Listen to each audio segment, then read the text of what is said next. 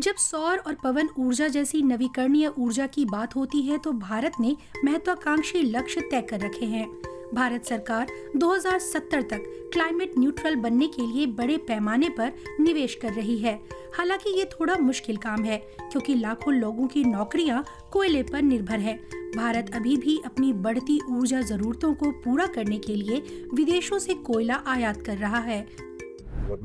भारत में कोयले के इस्तेमाल को बंद करने के बारे में नहीं बल्कि उसके इस्तेमाल को कम करने के बारे में बात होती है। वे कोयले के इस्तेमाल के तरीके में बदलाव की बात करते हैं। वे CCS तकनीक की मदद से कोयले के इस्तेमाल पर विचार कर सकते हैं, जो मूल रूप से कोयला बिजली संयंत्र होगा।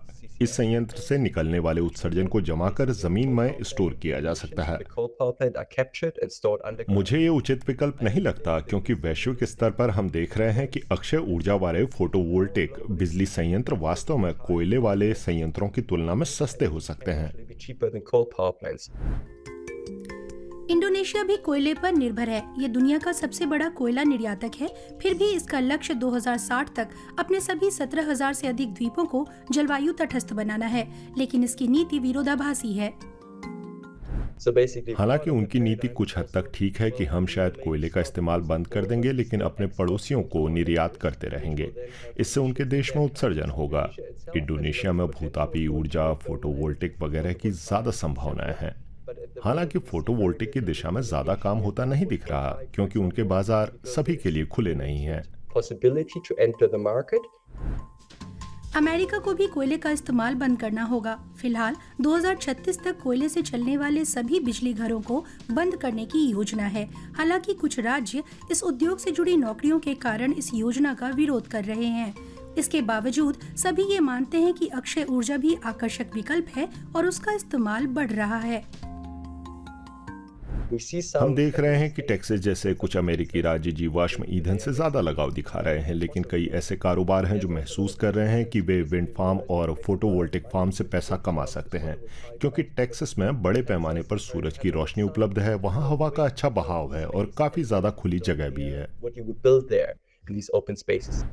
जर्मनी भी अगले 15 वर्षों में कोयले के इस्तेमाल को चरणबद्ध तरीके से समाप्त करना चाहता है। हालांकि अभी कोयले की सख्त जरूरत है। ये औद्योगिक देश अभी भी अपनी 40% बिजली आपूर्ति के लिए कोयले पर निर्भर है। यहाँ अक्षय ऊर्जा को बढ़ावा दिया जा सकता है, लेकिन रास्ता चुनौती भरा है। इसीलिए हम कार्य प्रणाली को बेहतर बनाने, पर्यावरण से जुड़ी चिंताओं को दूर करने, इंसानों की प्राथमिकताओं का ध्यान रखने, गांव के करीब निर्माण न करने और जानवरों की देखभाल करने के साथ साथ तटवर्ती और समुद्री पवन ऊर्जा की क्षमता का इस्तेमाल करने जैसे मुद्दों पर काम कर रहे हैं। चीन दुनिया में CO2 का सबसे ज्यादा उत्सर्जन करता है। हाल के दशकों में इसने आर्थिक रूप से जो सफलता हासिल की है उसमें कोयले का अहम योगदान है। हालांकि अब इसकी कोयले की खपत नहीं बढ़ रही।